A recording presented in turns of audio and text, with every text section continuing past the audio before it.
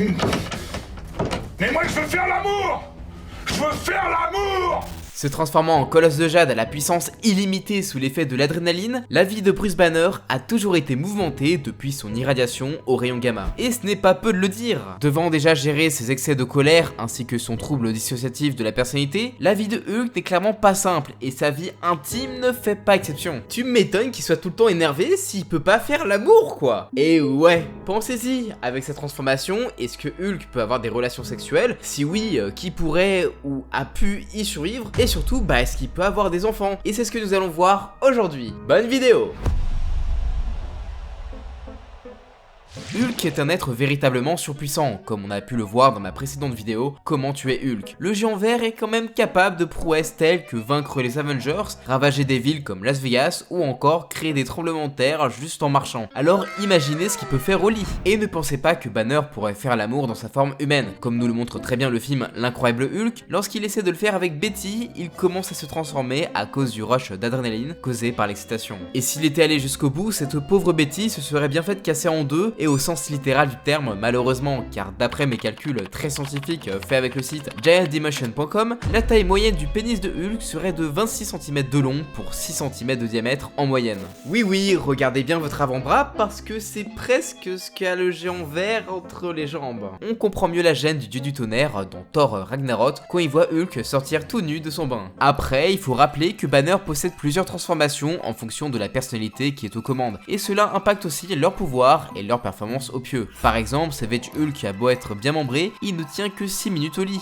là où Doc Green ne tiendrait 2 heures, soit 20 fois plus, et 3 heures pour le Warbreaker, soit 30 fois plus. Dans sa forme grise, également appelée Joe Fixit, il a pu avoir des relations sexuelles avec une humaine, tout ce qui est de plus normal, en soi sans pour autant la tuer. Bon après, il faut préciser que cette version du Colosse de Jade est bien plus petite et moins puissante que les autres, faisant 1m98 et possédant surtout un esprit assez humain. Après, cette pauvre Marlowe ne s'en est pas sortie sans quelques courbatures, même si elle semblait presque autant comblée que crevée. Le problème pour ce pauvre Banner est qu'il ne contrôle pas vraiment lequel de ses haltères prend le contrôle lorsque celui-ci se transforme en Hulk. Et donc il peut pas vraiment choisir le Hulk adéquat à la situation. Ainsi, sous sa forme Savage Hulk ou encore Warbreaker, il serait un véritable danger pour presque tout partenaire sexuel à cause de sa force, mais surtout de sa bestialité. En effet, leur force surhumaine étant déjà trop dangereuse pour une relation sexuelle, même avec des personnages à la résistance surhumaine, c'est sa bestialité qui finirait par poser problème, vu que ouais, Hulk n'est pas capable de se contrôler. Pour preuve, lorsque Savage Hulk se fit inonder de vagues de plaisir par Star Fox alors qu'il ravageait la ville, au lieu de le calmer et de le retransformer après l'orgasme, le Colosse de Jade sortit encore plus de ses gonds et se déchaîna d'autant plus. Alors oui, il existe bien un Hulk aussi intelligent appelé The Professor, assez similaire à celui que l'on peut voir dans Endgame, mais même une relation sexuelle avec lui ne reste pas sans risque, car il a beau être plus humain de par son intelligence, il n'en reste pas moins détenteur d'une force extraordinaire et illimitée, en plus d'une taille bien plus élevée que les autres. Et je parle pas que de son engin, j'en vois déjà certains venir me dire qu'il se contrôle et qu'il est si intelligent qu'il a pu contrôler sa force, comme le fait Superman avec Lois Lane. Ouais, sauf que Superman a une taille humaine et sûrement que son outil aussi. Alors que pour Hulk, on a déjà vu que c'était assez proportionnel à sa taille. Il faut quand même trouver une partenaire capable d'encaisser et ça ne court pas les rues. Après, cela n'empêche pas le géant vert de pouvoir assouvir ses désirs et frustrations sexuelles, que ce soit avec un harem de jeunes femmes assouvissant ses désirs de manière plus préliminaire ou en trouvant des femmes assez fortes pour supporter ses coups de hanche. Hulk peut du coup avoir des relations sexuelles, mais pas avec n'importe qui. Avec de pareils pouvoirs, trouver une partenaire idéale n'est clairement pas chose aisée. Déjà, pour le commun des mortels, c'est pas facile de trouver un rencard, mais avec des critères aussi précis et aussi spécifiques que ceux de Banner, je vous laisse imaginer la galère quoi. Alors oui, il y a déjà eu des amantes comme Marlo Chandler quand il était en Joe Fixit, ou encore son harem, mais on sait que c'était que passager, car le véritable amour que l'on connaît est Betty Ross. Avec elle, Banner a une relation plus que mouvementée. Ils ont été mariés, séparés, et Betty est même décédée puis ressuscité en Reggie Hulk. Mais ce qui est sûr, c'est qu'ils ont toujours été profondément liés. Alors, même si leur relation fut longue, mis à part de tendres étreintes et quelques bisous échangés, on n'a pas de véritable preuve de relation sexuelle entre Hulk et Betty, et croyez-moi, il vaut mieux éviter de chercher ça sur Google si vous tenez encore à votre innocence. Ils ont pu que rarement consommer leur amour lors de rares fois où Banner était guéri de Hulk. Mais depuis la transformation de Betty en Reggie Hulk, les choses ont bien changé. Ainsi, on a notamment pu voir les deux tourtereaux transformés faire l'amour pendant pendant 2 heures en pleine ville sur des débris face à un homme à tête d'œil géant. Le genre de délire sexuel typique de notre colosse de jade. Car oui, en plus de cette expérience plutôt insolite, Hulk s'est également adonné à des ébats torrides et complètement éreintants avec Umar, sœur de Dormammu. Ce qui fut une façon plutôt intéressante pour Banner de se faire épuiser en seulement 6 minutes. Un record bien loin que celui établi avec Betty, comme quoi Umar est vraiment d'un tout autre niveau. Enfin ça c'était avant le second round, car plusieurs issues plus tard, où il a tenu cette fois-ci 3 heures dans sa forme Worldbreaker dans une autre dimension. Mais le fait de smasher la sœur d'une entité interdimensionnelle n'est rien comparé à ce qui va suivre avec She-Hulk. Oui, She-Hulk, alias Jennifer Walters, sa cousine.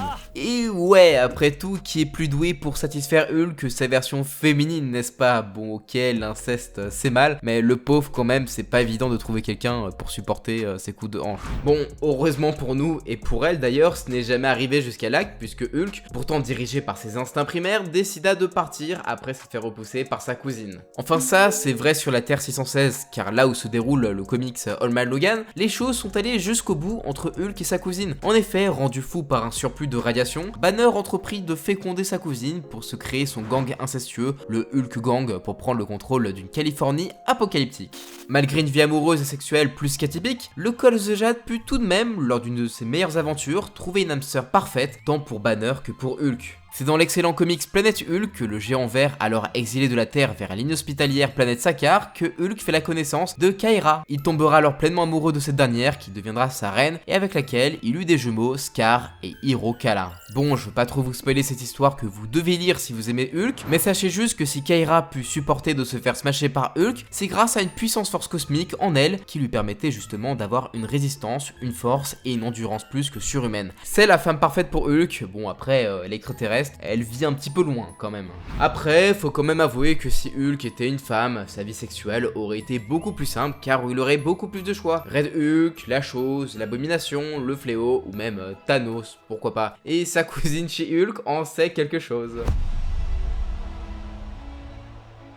Malgré les puissants rayons gamma que Banner se prit dans la tronche lors de l'expérience qui le transforma en Hulk, il ne devint étonnamment pas stérile. Ainsi, non seulement Hulk put avoir des enfants, mais ceux-ci reçurent parfois une partie de ses pouvoirs. Du moins, ça c'est vrai uniquement pour les comics, car comme Banner l'annonce à Nat dans l'ère d'Ultron, il est physiquement incapable d'avoir des enfants. Ce qui est tout de suite beaucoup plus logique, après on verra bien tout de même, vu que Scar est annoncé dans la prochaine série chez Hulk. Le plus connu de ses enfants est Scar, fils de Hulk et de Gaïra, possédant le pouvoir cosmique de sa mère, mais également les capacités gamma de son père. Sa force était tout de même suffisante pour lui permettre d'affronter son père ou encore Wolverine sans y laisser la vie, ce qui n'est pas rien. Son frère jumeau Hiro Kala, en revanche, était bien différent. À l'apparence bien plus frêle que son frère, Hiro n'en restait pas moins très puissant de par ses pouvoirs cosmiques, lui ayant tout de même permis d'affronter son jumeau à armes égales. Hulk eut également une fille avec Tundra, la puissante guerrière venue d'une terre futuriste où les femmes ont pris le pouvoir. Volant l'ADN du Colosse de Jade pour avoir un enfant digne de sa lignée de guerrière, Lyra devient plus tard, grâce à ses capacités Oméga, la She-Hulk de sa terre. En venant sur la Terre 616 avec le même objectif que sa mère, elle affronta la She-Hulk de cette terre avant de finalement devenir amie avec. Comme quoi les rayons gamma donnent des enfants plutôt badass au lieu de rendre stériles. Enfin, à une exception près quand même. Dans le futur dystopique de la Terre 9200, dirigé par un Hulk devenu vilain appelé Maestro, celui-ci aurait eu un fils avec Betty 6, une de ses esclaves de son harem. Alors me demandez pas comment la procréation a pu se faire sans la tuer, mais d'après elle, ça serait bien Maestro le père. De cette union naquit un enfant au prénom aussi particulier que son apparence, Bruce Willis Sylvester Chan.